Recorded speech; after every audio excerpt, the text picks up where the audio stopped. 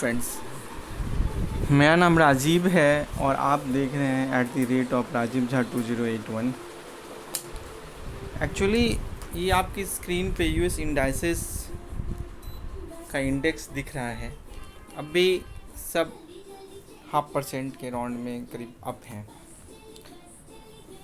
डैक्स, एफटीएससी, कैक में डैक्स 1.5% प्लस है। एफटीएससी और कैक ठीक ही ठाक प्लस हैं।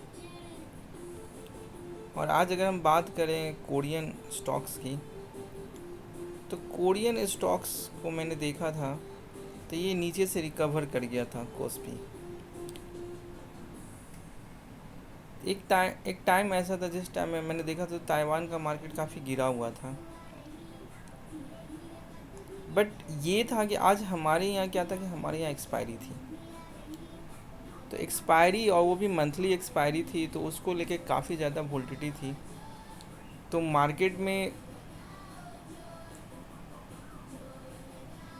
ये तय था कि मार्केट में आज एक बार मार्केट अपनी लोअर लेवल पे आएगा।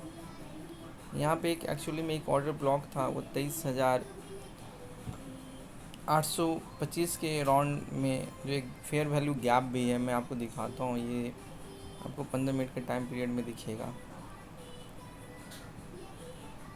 देखिए यहाँ पे आपको दिख रहा है कि ये जो है 23,850 जो यहाँ पे आपको दिख रहा है, तो ये जो है यहाँ पे ये जो ग्रीन मारूबुचू जो आपको दिख रहा है और यहाँ पे इसके नीचे में हैमर जो है, तो ये एक एरिया था कि यहाँ पे मार्केट को एक बार आना था और मार्केट यहाँ पे आया। अब यहाँ पे इसी टाइम में मैं आपको आईसीआईसीआई बैंक के चार्ट भी दिखाऊंगा और इंडस बैंक के चार्ट भी दिखाऊंगा।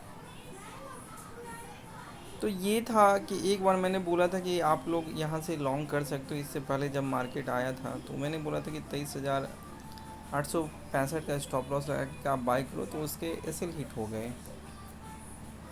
बट मुझे ऐसा लगता है कि मार्केट यहाँ से जो डाटा जो दिख रहा है वो यहाँ से ये दिख रहा है कि मार्केट में, जैसे मैंने कल ही बोला था कि बैंकिंग सेक्टर में लोग लॉन्ग कर रहे हैं, तो मुझे ऐसा लगता है कि मार्केट में क्रूड के प्राइसेस जो जो नीचे आएंगे तो वो इंडियन इकोनॉमी के लिए फ्रूटफुल होगा। और अब धीरे धीरे महाराष्ट्र और अलग अलग जगह पे अब धीरे धीरे आप देख लो कि मानसून भी धीरे धीरे आने लगा है।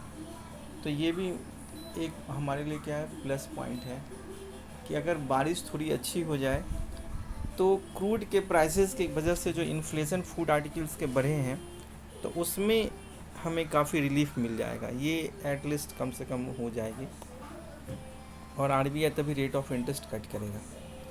तो कल के लिए मुझे ऐसा लगता है कि मार्केट में अगर मार्केट 23,960 के ऊपर में अगर सस्टेन करता है तो आप ये देख सकते हो कि मार्केट यहाँ से 24,100 के लिए तैयार खड़ा होगा। नीचे की अगर हम बात करते हैं तो नीचे में अगर मार्केट अगर यहाँ पे गैप भी बना हुआ है जो मार्केट में स्टिल बार बार मतलब मार्केट के बीच में है, वो 23,600 से 800 के बीच में है। तो मुझे ऐसा नहीं लगता है कि मार्केट कल नीचे की ओर होगा। बट आप ये कह सकते हो कि अगर मार्केट में कुछ बैड कंडीशन होंगे तो आप नीचे उस रेंज के लिए देख सकते हो। कल के लिए जो स्टॉक्स मैं जो रिकमेंड करूँगा वो 2 स्टॉक्स मैं रिकमेंड करूँगा। उसमें पहला है आईसीआईसीआई बैंक। इसका रीज़न भी मैं आपको बता दूँगा क्यों मैं बता रहा हूँ।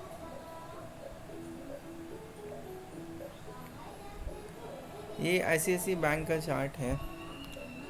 बड़े प्लेयर यहाँ पे लॉन्ग कर रहे हैं, ये तो मैंने आपको कल ही बता दिया था कि मौका मिलेगा तो हमें एक अपॉर्चुनिटी मिलेगी। और इसमें भी सेम चीज़ मैं आपको दिखाता हूँ। ये अपने गैप को फिल किया और ये यहाँ पे एक इसका ऑर्डर ब्लॉक था जो आपको 1364-65 के बीच का था, जो मार्केट में इसने आया था उस ऑर्डर ब्लॉक को लेने के लिए, और मार्केट यहीं से भाग गया और लास्ट के 30 मिनट्स में यहाँ पे बाइंग हुई है। तो मुझे लगता है कि 1372 का स्टॉप लॉस लगा करके कल अगर एक बार अगर ये नीचे अगर मिलता है तो 1372 का स्टॉप लॉस लगा के आप इसको लॉन्ग करें। और इसका वॉल्यूम भी आज 1 करोड़ क्रॉस कर गया था, तो ये भी 2.28 मैं दिखाता हूँ। इसके वॉल्यूम जो थे वो आज इसके वॉल्यूम 18.398 मिलियंस थे, यानी कि 1 करोड़ 80 लाख के करीब में इसमें बाइंग हुई है। तो मुझे लगता है कि 1372 का स्टॉप लॉस लगा कर अगर कल ये नीचे मिलेगा तो हम लोग इसको बाई करेंगे। दूसरा जो स्टॉक है वो है इंडस बैंक। इंडस बैंक में आज इंडियन टाइम के अनुसार से हमें एक बार मौका मिला था ट्रेड करने को, और उसके बाद में ये सेकेंड हाफ में ये नीचे आ गया था। एक्चुअली इसका भी अगर आप देखेंगे तो आज इसका भी जो है सो मतलब वॉल्यूम अगर आप देखेंगे तो लगभग 25 लाख इसके माल उठे हैं। बट ये मैं आपको छोटे टाइम पीरियड में दिखाता हूँ, तो ये आपको दिखेगा कि मार्केट में इसने ये अपॉर्चुनिटी दिया था, अपॉर्चुनिटी देने के बाद में फिर ये मार्केट में सेकेंड हाफ में ये नीचे आ गया था। उसके रीज़न ये थे कि मार्केट में आज सिर्फ ये स्टॉक जो था वो फर्स्ट हाफ में अप था, और मार्केट जब निफ्टी ने अचानक से करीब मुझे लगता है कि वो 150 पॉइंट के नीचे चला गया था, और मार्केट वहाँ से रिकवर किया था मार्केट। और एक टाइम ऐसा था कि मैंने देखा था लास्ट टाइम में 30 मिनट्स थे, बट वो सेटलमेंट जो होता है वो 30 मिनट्स के एवरेज के अनुसार से होता है, तो वो 80 पॉइंट माइनस दिखा रहा था। बट मैंने देखा था तो लास्ट टाइम के 5 मिनट के अनुसार से मेरे लास्ट क्लोजिंग होने के 5 मिनट पहले वो 30 पॉइंट 25 पॉइंट माइनस था, तो रिकवर हो रहा था। तो मार्केट जो अचानक से जो 100 पॉइंट 125 पॉइंट जो गिरा था, तो उस गिरावट में ICICI बैंक, इंडस बैंक करीब ये 2:30 बजे के अराउंड जो गिरावट हुई थी, तो उसमें इसका भी हाथ था। तो यही चीज़ था कि ऊपर से ये नीचे आया, हालांकि ये आज हम लोगों को मौका दिया था, और मुझे ऐसा लगता है कि अगर ये कल 917 के लेवल को अगर ये सस्टेन करता है तो मुझे लगता है कि कल भी इसमें आपको अपॉर्चुनिटी मिलेगी। दूसरा जो आपको अपॉर्चुनिटी मिलेगी वो महिंद्रा में आपको मिलेगी।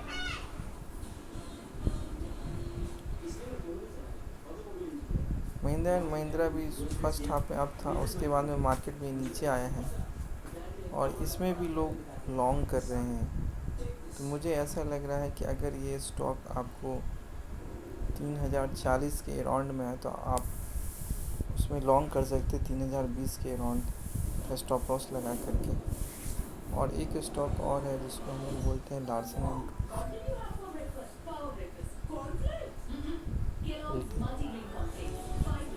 ये लार्सन एंड टूर्बो जो है, इसका भी अगर आप चार्ट देखेंगे तो ये भी सुबह में थोड़ा अप था, उसके बाद में फिर ये डाउन, ये अपने गैप को फिल करने के लिए आया था, इसने अपने गैप को फिल कर लिया है। तो यहाँ पे भी आपको एक अपॉर्चुनिटी मिलेगी अगर गलती से अगर ये 4050 के अराउंड में पूरी तरह से आता है, गैप को फिल करता है, और फिर वहाँ पे इसका एक ऑर्डर ब्लॉक भी है, तो फिर अगेन आप एक छोटा सा स्टॉप लॉस लगा करके यहाँ पे देख सकते हो। तो मेनली कल के लिए मुझे लगता है कि आपको ICICI बैंक और इंडस बैंक देखना चाहिए अभी के रिसर्च के अनुसार से। बाकी फिर इंट्राडे में जो भी अपॉर्चुनिटी मिलेगी तो वो हम लोग अपडेट करते रहते हैं। That's all, thank you.